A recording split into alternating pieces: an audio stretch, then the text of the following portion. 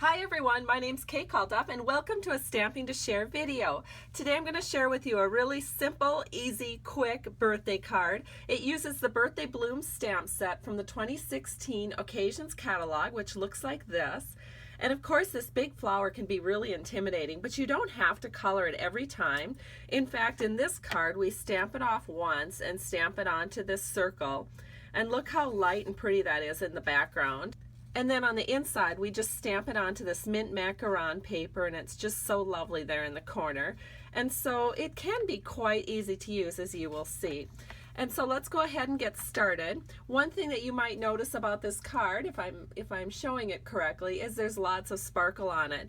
As I was putting this card together, I noticed how these banners kind of came up and up and up and down and up and down, and I just thought, oh, wouldn't that be cute to put little sparklies wherever it comes up?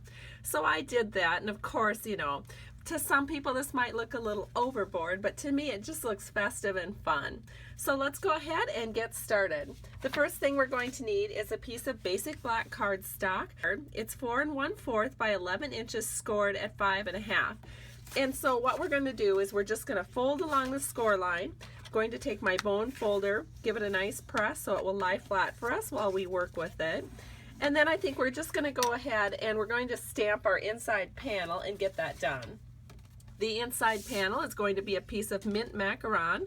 This is 4 by 5 1/4, and I'm going to go ahead and I'm going to use my mint macaron stamp pad, which is one of our 2015-17 in colors, and we're going to take that great big rose, and I have it on a block here, one of Stampin' Up's wonderful clear blocks, and we're just going to ink that up, and then we're going to stamp that right here in the lower left corner of this panel.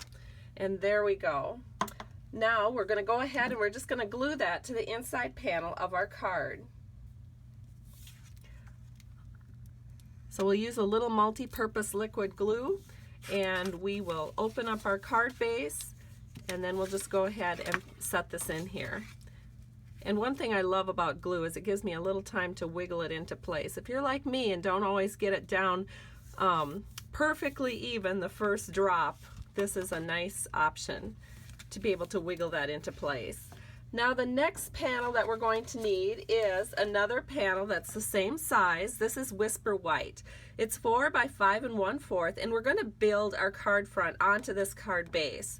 And so the next panel is created with that lovely Birthday Bouquet Designer Series paper pack, and you can see that these are the designs, very feminine and festive, very birthday-like. We're going to be using this one, both the front side and the back side, to make this card, and then of course it just goes on, and I love it. So if you love it too, don't miss your opportunity to get it. One thing that's really neat about this paper is it does kind of coordinate with the stamp set, so you know that when you use this stamp set, using this paper will be a nice accent with it. The paper sizes that we're going to need to create our front panel is a 3 3/4 by 4 inch piece of the looped banners. And we're just going to take some multi-purpose liquid glue, and we're going to glue that right onto that Whisper White base. Flip it around here, and we're going to set this so that it is nice and even with all of these edges. And then the next panel is going to be the reverse side of the loops, and we're going to use a 1 1/2 inch by 4 inch panel. And again, we're just going to glue this on with a little multi-purpose liquid glue and set this right over here so that it lines up nice. Perfect. Now what we're going to do is we're going to do some ribbon wraps. And so I have this lovely mint macaron lace trim, and what we're going to do is we're going to cut 2 pieces just a little bit longer than our card.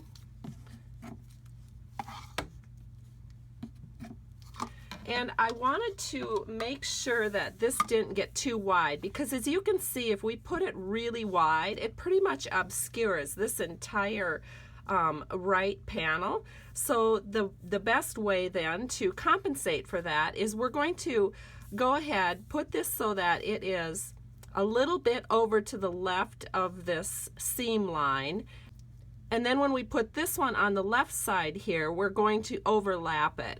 That makes this ribbon not quite so wide and allows you to see a lot of the design on the right side here.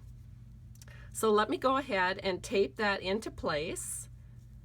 And probably the easiest way to tape it is to just do one ribbon wrap at a time.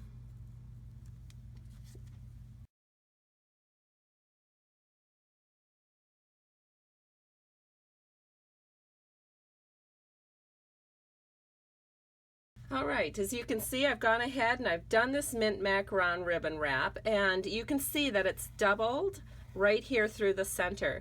Now to hide that double and also to give this a little more interest, we're going to take some black stitch satin ribbon and we're just going to cover where it's been doubled over. So we're just going to cut this down to size, and again I'm going to just tape this around the back with a little bit of Scotch tape.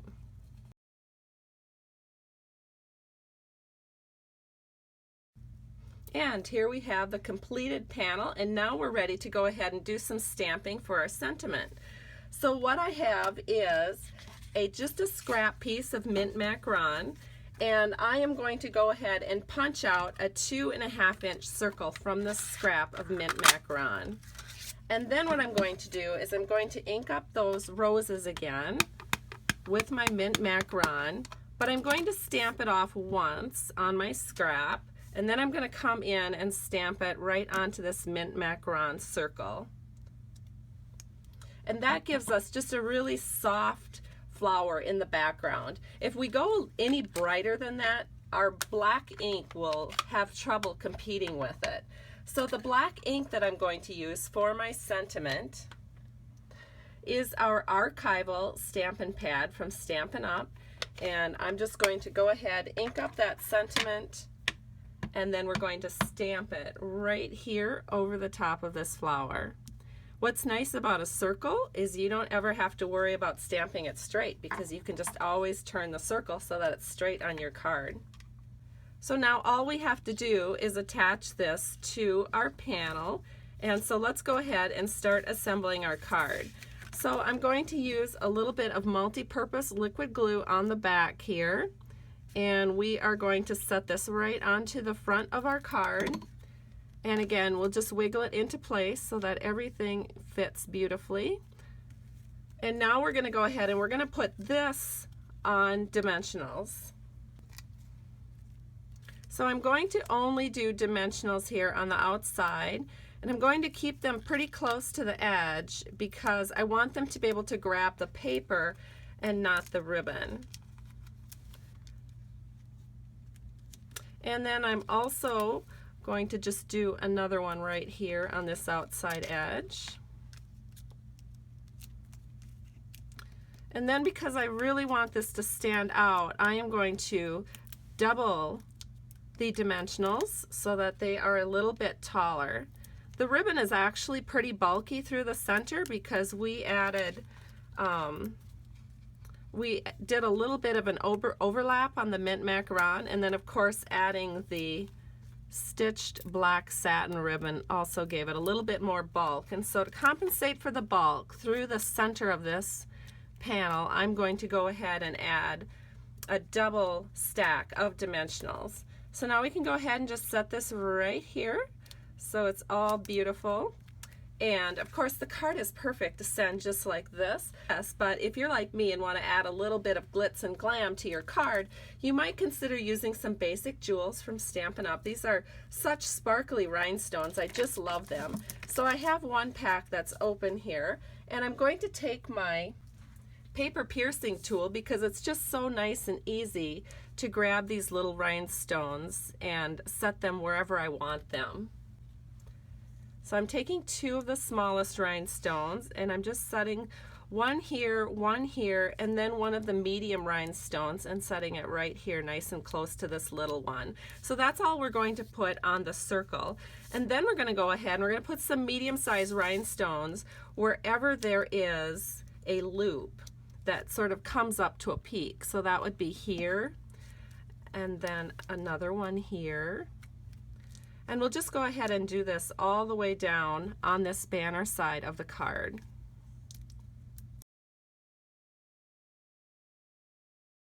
And that just adds so much fun and festiveness with all of these little rhinestones on this side, the rhinestones here.